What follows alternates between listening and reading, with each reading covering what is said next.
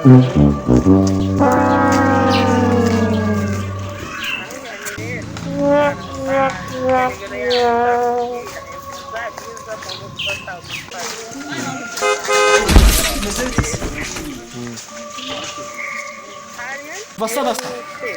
ko ngiye kubitumira ariko reka namuyingu niwe ndi kubona ari muto. Wewe witwa nde? Karyungu. Wewe batwita nde? Kirinda.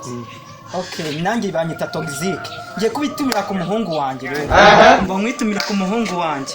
Uzagende umbwire wa muhungu wanjye ngo yahene wamuragije yaje kugira amezi irabyara, imaze kubyara niko baje barayifata barayijana, ubwo nyine yaje kubyara utwana dufite ibibamba mu mazo, baraza kuyijana, ubwo mu kumara kuyijana gutanga amafaranga biza kuba iby'ubusa, ariko abaguzi bazaga kwireba bakambwira yuko ishobora kuba ifite inyama nziza.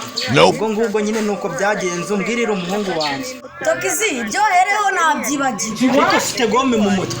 Oya. Ufite iki mu mutwe? Ikibyimba mu bwonko. Tokizi nakubeshye nta kintu sigaranye mu mutwe. Ubu ntabwo ukiri umutwe wabaye watermelon.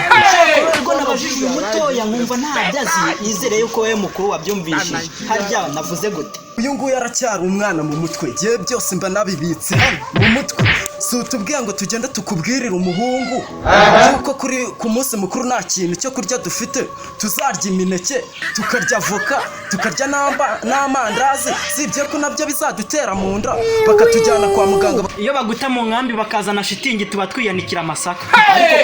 Ariko kari kutuzuza amagambo wacu, uwagaterura umuntu akakajyana ku gitabo tukabwateraze bubere, tukabwateraze bubere.